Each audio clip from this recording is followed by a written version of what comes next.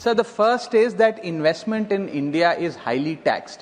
हमने देखा पिछले कुछ वर्षों में कि ग्लोबल कैपिटल बहुत वोलाटाइल है, जिसके चलते जैन 2025 इसी साल का जनवरी 2025 से लेकर दिसंबर 2025 के दूसरे हफ्ते तक 1,60,000 करोड़ रुपए फॉरेन पोर्टफोलियो इन्वेस्टर ने भारत की इंडियन इक्विटी से विड्रॉ कर लिए। जब यह विड्रॉ किया गया उस समय डोमेस्टिक इंस्टीट्यूशनल इन्वेस्टर और डोमेस्टिक इन्वेस्टर्स भारत के स्टॉक मार्केट की रक्षा करने के लिए आगे बढ़े और इसी पीरियड में डोमेस्टिक इन्वेस्टर ने 7 लाख करोड़ रुपए भारत की इंडियन इक्विटीज में इन्वेस्ट किया। यह एक हिस्टोरिक अचीवमेंट भी था, मार्केट की मैच्योरिटी भी दिखाता है, लेकिन उससे ज्यादा यह दिखाता है कि जब foreign money leaves, it is the Indian investor that comes to the rescue of the stock market. लेकिन जब सैलरीड एम्प्लॉइज ने एसआईपीज के माध्यम से, स्मॉल सेवर्स ने म्यूचुअल फंड के माध्यम से और पेंशन इंश्योरेंस मनी के माध्यम से इन्वेस्ट किया, इस इन्वेस्टमेंट को प्रोत्साहन देने के लिए सरकार ने क्या किया? आज एक ऐसी टैक्सेशन रिजीम बन गई है जिसके अंदर कैपिटल गेन टैक्स बहुत हाई है, इंडेक्सेशन का बेनिफिट इन्वेस्टर को मिलता नहीं है, सरचार्जेस ज्यादा होने की वजह से टैक्स रेट शार्पली इंक्रीज हो चुके हैं और फ्रीक्वेंट चेंजेस के चलते इन्वेस्टर को सर्टेनिटी नहीं मिलती और एक व्यवस्था ऐसी बन गई है कि long term investments in this country are being treated as short term speculation when it comes to taxation। इसे बदलने की जरूरत है।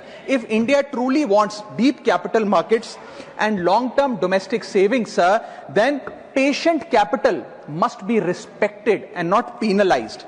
Basic principle है sir economics का कि tax consumption if you must, but nurture investments। हमें इन्वेस्टमेंट को प्रोत्साहन देना होगा और ओवर टैक्सिंग ऑफ इन्वेस्टमेंट्स करके हम वेल्थ क्रिएशन को डिसइंसेंटिवाइज कर रहे हैं। सर, मेरा दूसरा पॉइंट यह है कि बैंक सेविंग्स जो हैं, हमने देखा कि भारत का मेहनतकश आदमी, एक मिडिल क्लास आदमी अपनी तमाम सेविंग्स बैंक के सेविंग्स अकाउंट में रखता है या एफडी कराता है। हमने देखा सर कि वित्तीय वर्ष 24-25 में बैंक डिपॉजिट का जो ग्रोथ था वो गिर के मात्र 10% पे आ गया in comparison to the previous financial year which is 23-24 where it was 13%। यानी कि डिपॉजिट के ग्रोथ में कमी देखी गई। इसके चलते क्या होता है सर, बैंक्स की कॉस्ट ऑफ फंड्स बढ़ती है, लोन महंगा होता है, एमएसएमई सफर करती है और फाइनेंशियल स्टेबिलिटी जो है वो कमजोर होती है। इसीलिए मैं कुछ सुझाव देना चाहता हूं। पहला सुझाव है टैक्स फ्री लिमिट्स को बढ़ाया जाए जहां तक सेविंग्स बैंक की इंटरेस्ट इनकम का सवाल है। दूसरा, अगर 5 साल से ज्यादा कोई एफडी कराता है तो उसको टैक्स की रियायत देनी चाहिए। There needs to be tax incentivisation for that sort of an investor. Long term capital gains के अंदर इंडेक्सेशन के बेनिफिट को लेटर एंड इन स्पिरिट में अक्रॉस एसेट क्लासेस लागू करना चाहिए। तीसरा, शॉर्ट टर्म कैपिटल गेन्स पे जो टैक्स लगता है बहुत ज्यादा है, उसे कम करना चाहिए अगर हमें इन्वेस्टमेंट को प्रोत्साहन देना है। और इसी के साथ साथ हमें यह इंश्योर करना पड़ेगा सर कि पेशेंट डोमेस्टिक कैपिटल जो है उसे हम प्रिजर्व करें, उसे रिवॉर्ड करें, उसे पीनलाइज ना करें।